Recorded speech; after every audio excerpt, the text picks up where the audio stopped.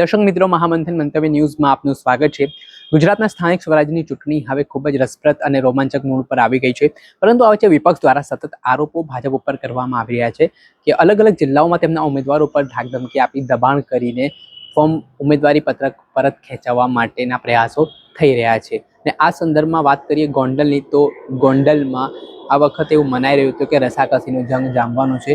થોડાક સમય પહેલા જ ગોંડલમાં 12 જેટલા ઉમેદવારો છે તેમણે ફોર્મ પરત ખેંચતા 12 બેઠકો બિનહરીફ થઈ હતી। ત્યારે આજે ઉમેદવારી પત્રક જે ફોર્મ ચકાસણીનો અંતિમ દિવસ છે ત્યારે પણ 7 જેટલા ઉમેદવારોએ ગોંડલમાં ફોર્મ પરત ખેંચ્યા છે। અને આ પરિસ્થિતિનું નિર્માણ થયા બાદ કોંગ્રેસે ભારે વિરોધ કર્યો છે।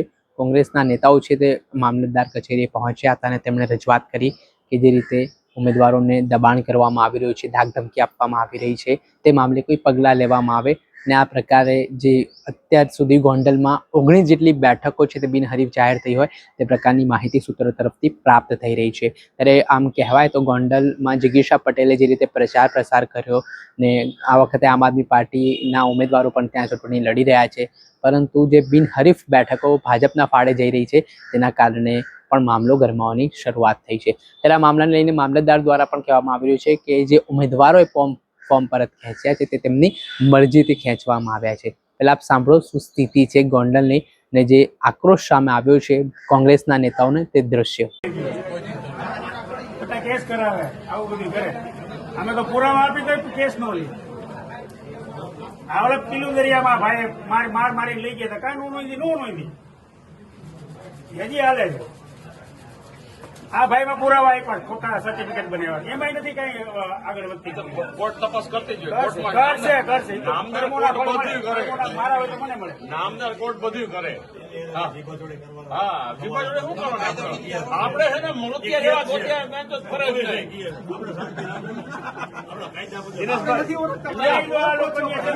કાયદો શું કાયદો તમારે મારી નાખવા માંડો ને, ના બાપા ના, મારી નાખવા માંડો। અમારે કોઈ મારી દીકરાઓ તો છાતીમાં બંદૂક મારો અમે મારી નાખવા દીકરાઓ મારો બંદૂક હોય તમારી સામે ખોટું અને આની હાજરીમાં મારો પાણીયાના દીકરાઓ તો બસ પાણીયા દીકરા તમે તમે તું જોઈ છે કેવા પાણીયાના પાણીયા તમે શું આ પોલીસ ને શાસનની હાજરીમાં પોલીસ દાદાગીરી કરો છો। દાદાગીરી અમે દાદાના દીકરા સાવ છાતી આવી ધામવાડીમાં પાણી દીકરા મારી નાખજો।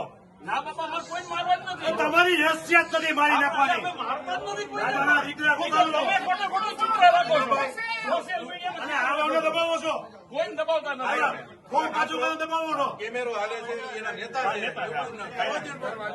બરાબર કેમેરો બંધ હોય જાય આપણે રાજભા એ રાજભા કેમેરો બંધ હોય જાય કેમેરો બંધ હોય ત્યાં આવી જાય હો, કેતા હોય ભાઈ યુટ્યુબ નેતા છે જે તો છે તમને ગોળી મારી દો, ગોળી મારી દો ગોળી મારી દો તમારા દીકરા હાલો યુટ્યુબ ના નેતા છે અમે માલિશ કરવા વાળા નથી રાજભા, હાલો ભાઈ આપણે આ બાજુ અમે માલિશ કરવા વાળા નથી,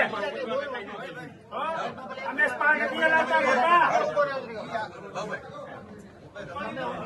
ભાઈ અમારે ભાઈ સાહેબ આ પણ રાજભા અમે સ્પા નથી હલાવતા। ભાઈ હવે તમારે આવવાની જરૂર નથી, વાત પૂરી। અને ભાઈ થોડીક જાગર ઓયડું થાય હવે તો આપણે સમજી લે।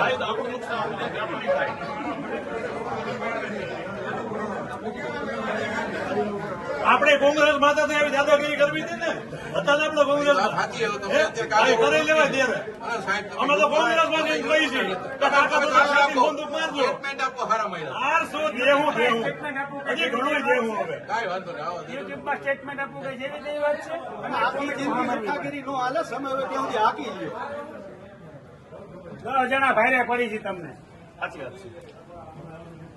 સામાન્ય માણસ ચૂંટણી લડે તમે એને હેરાન કરો, વિચાર તો કરો તમે કેટલા વર્ષ સામાન્ય માણસને હેરાન કરી ખબર નથી પડતી।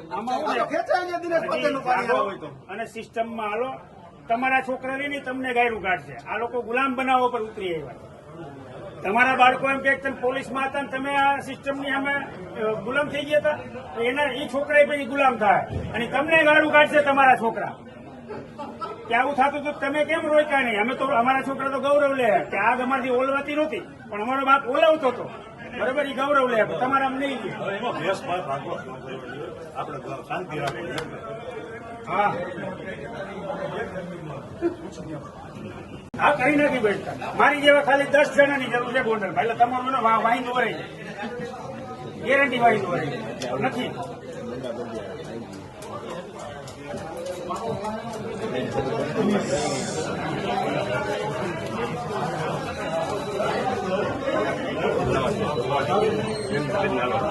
આ બેન આ ભાઈ જોઉં તો ખરી, ભાઈ બનાવ્યો છે મારા બેનની રક્ષા. એ મારા હતા બેન છે.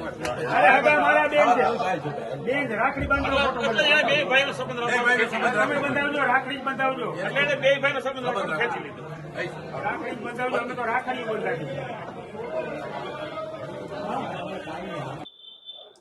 જે રીતે આપ દ્રશ્યમાં જોઈ શકો છો કે કોંગ્રેસના નેતાઓ ભારે વિરોધ નોંધાવી રહ્યા છે ને આ બિનહરીફ જે બેઠકો જાહેર થઈ છે તે મામલે તેમણે રોષ વ્યક્ત કર્યો છે. ત્યારે ગોંડલમાં વખતે જોવું રહ્યું કે 26 એપ્રિલે મતદાન થવાનું છે, 28 એપ્રિલે પરિણામો આવવાના છે. તે પહેલા જે તણાવપૂર્ણ સ્થિતિ હાલ સર્જાઈ છે ત્યારે ગોંડલ પોલીસ પણ એક્શન મોડમાં જોવા મળી રહી છે, કેમ કે ગોંડલના ભૂતકાળની ચૂંટણીના જે ઇતિહાસોની વાત કરીએ તો તે લોહિયાળ બન્યા છે ને ઘણી પરિસ્થિતિ વિકટ પણ બની છે. ત્યારે આવી પરિસ્થિતિનું નિર્માણ ભવિષ્યમાં ના થાય તે માટે પોલીસ ખડે પગે હવે એક્શન મોડમાં જોવા મળી રહી છે. દર્શક મિત્રો, આવા જ નવા વિડીયો સાથે આપને માહિતગાર કરતા રહીશું, એટલે મહામંથન મંતવ્ય ન્યૂઝ જોતા રહો.